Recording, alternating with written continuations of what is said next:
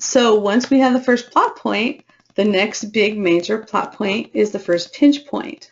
So at this point, the first plot point got the main character moving toward their story goal and has basically propelled them through that commitment that she made to the story goal into a clash with the antagonist and his or her forces. So the function of this first pinch point is to put the protagonist and antagonist into a major conflict for the first time. It's as simple as like making sure those two opposing forces are in the same place at the same time and not getting along. So when you're brainstorming your first pinch point, you don't just want to ask what happens. You want to ask yourself, given that my character has finally committed to this story goal, what's going to put him or her in direct conflict with opposition? And I'm going to say direct here. I'm going to encourage you to think of like how directly you can have these two forces in conflict. Sometimes your antagonist doesn't show up until the end, and we just see the evidence of what the antagonist has done, or we see the antagonist's minions working on the antagonist's behalf, and that's okay as long as there's a direct conflict in some way between the antagonist's forces and the protagonist. So, given that Margot is now determined to protect this diplomat's daughter, how is she going to engage with the kidnappers? Like, what other characters or situations affecting Margot are going to make it harder for her to engage with the kidnappers? So this is the first one here is direct conflict with the antagonist, and the second one is this is going to generate secondary conflicts that are also going to add to the story. There's a ton of possibilities here. There's so many ways she could engage with her kidnappers, but they boil down to she's either going to try and capture them before they can strike, or she's going to try and lay a trap and try and capture them as they strike. In terms of outside interference that could come up, these secondary conflicts, she could get some bad intelligence.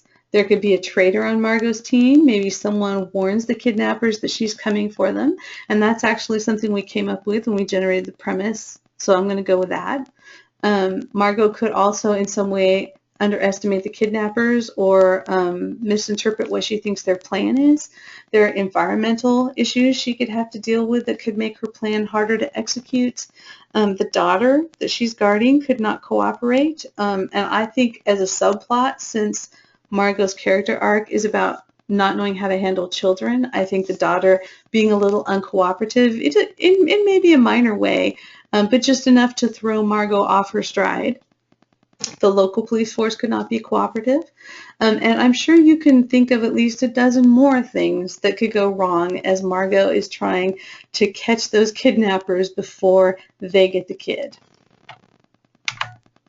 So we have our first pinch point. Using the intel that Margot gets from her handler, she coordinates a raid with local law enforcement to take the kidnappers into custody. But the kidnappers escape. Somebody warned them. Margot's reaction. She realizes that there must be a traitor helping the kidnappers because there's no way they could know she was coming unless someone told them. And so for the first time, she understands that this is not going to be a simple job that she's been assigned to. She was hoping to come in, nab the kidnappers, and get out quickly and have this all be done with as soon as possible. And now it turns out that this is a big hairy mess that she's going to have to unravel.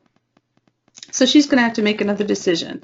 She could quit. She'd go back to her boss and say, you know, you didn't tell me all the information. I'm not up to this. I need someone else to handle it. Put me on another case and bring in someone who's better at this. But she doesn't. She decides she's going to put all of her attention on discovering who the traitor is. And by this point in the story, as I'm writing it, if I were going to write it, I would probably have her have at least one little moment before she goes on the raid to catch the kidnappers where she has like a good interaction with a kid. So she's just slightly more invested in keeping that kid alive before she discovers that the kidnappers have gotten away.